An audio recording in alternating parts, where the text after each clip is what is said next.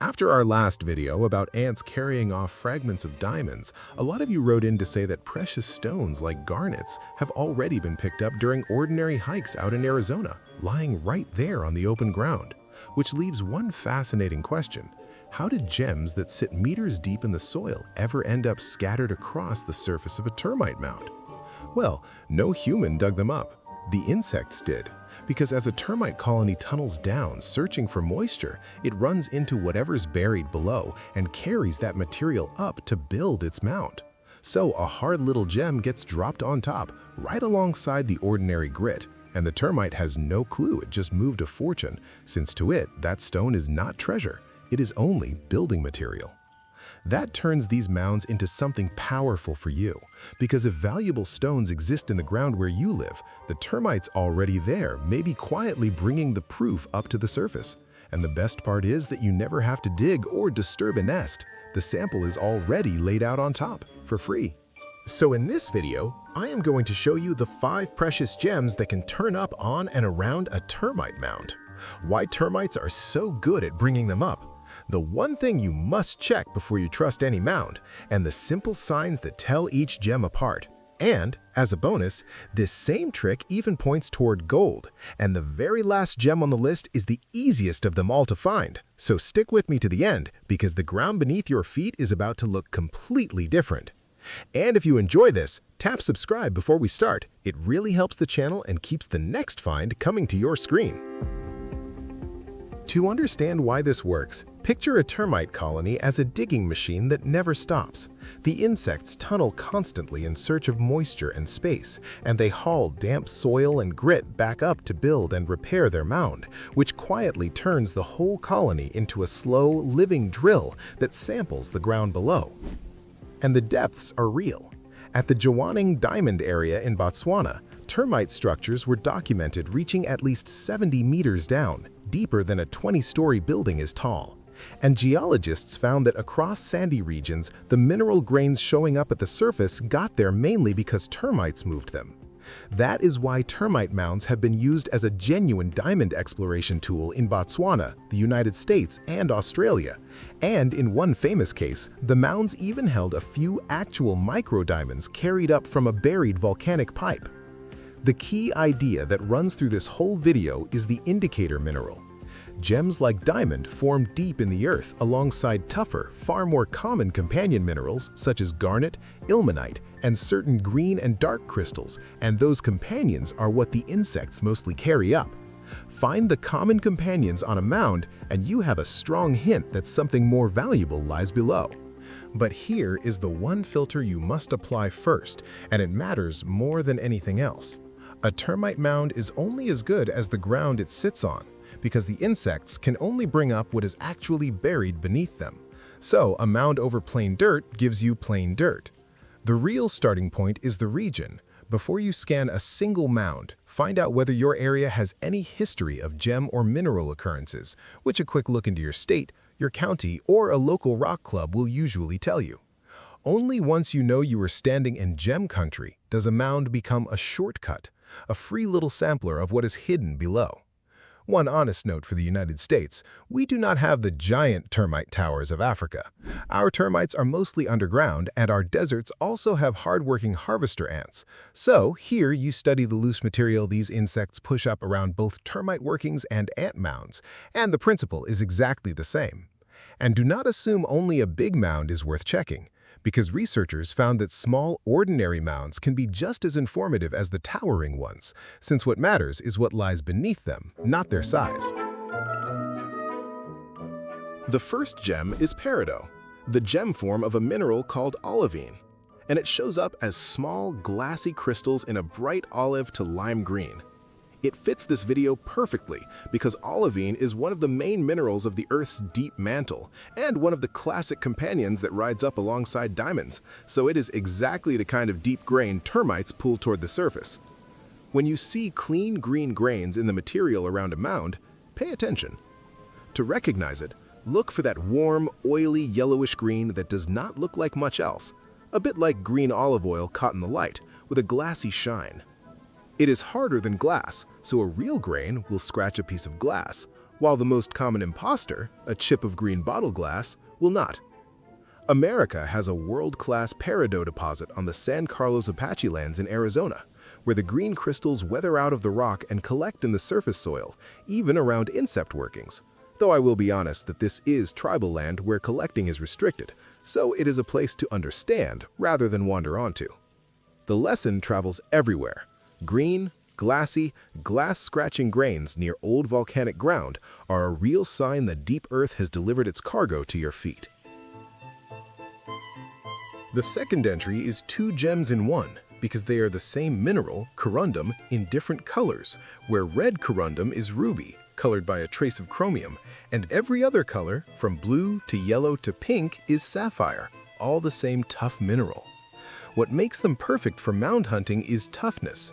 Corundum sits just below diamond on the hardness scale, so almost nothing in the soil can scratch it or wear it down, which means that while softer minerals crumble to dust, a grain of sapphire or ruby simply survives intact and concentrates in surface material and gravels, exactly the heavy grit a mound brings up. To spot it, the color can be blue, red, or many others, and even a dull rounded grain keeps a glassy, slightly oily shine. The real test is hardness, since a true sapphire or ruby scratches glass and quartz easily, while nothing common scratches it back. And corundum is also dense, so it feels surprisingly heavy for its size. In the United States, Montana is famous for sapphires in its gravels, and North Carolina has a long corundum history as well.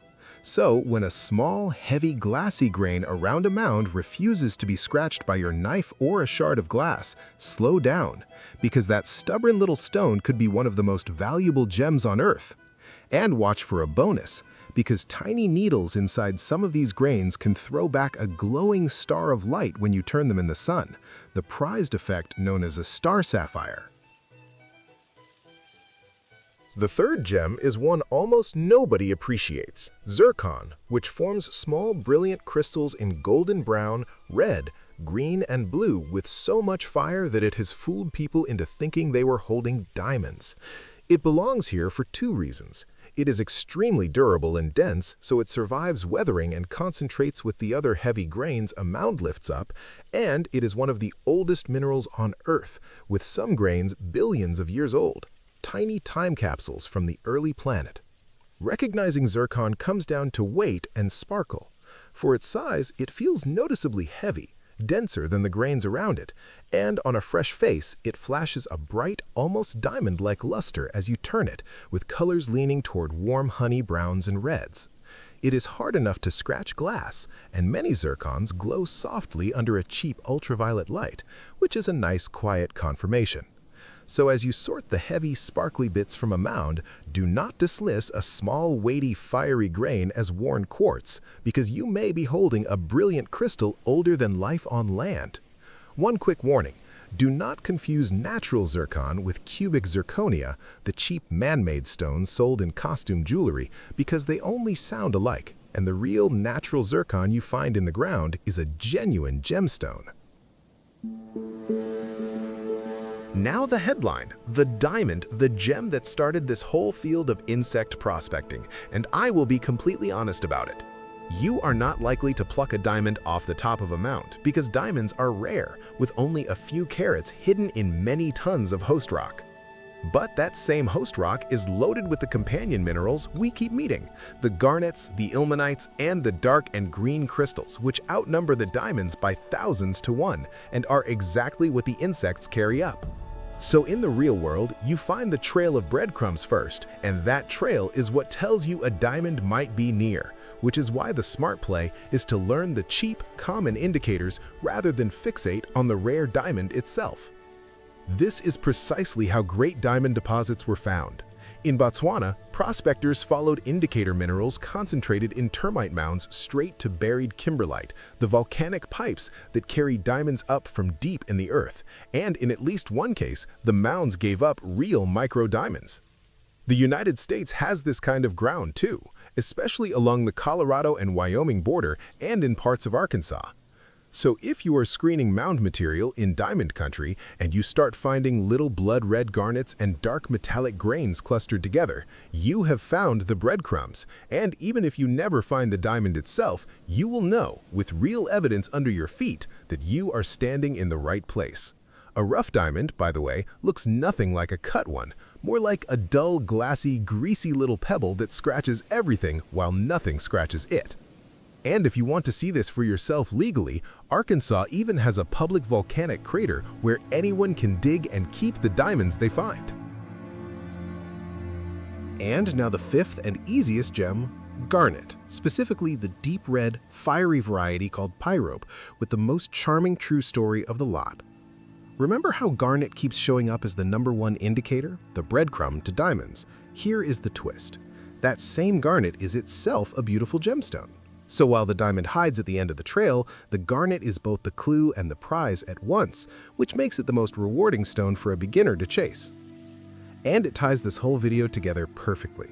In the Four Corners region of Arizona and New Mexico, there is a famous gem that dealers call the anthill garnet, or Arizona ruby, and it earns the name literally because hard-working harvester ants dig into ground rich in these red garnets and push the little stones up around the rims of their mounds, where rain washes them down the sides and they gather in plain view, their brilliant red standing out against the pale desert soil.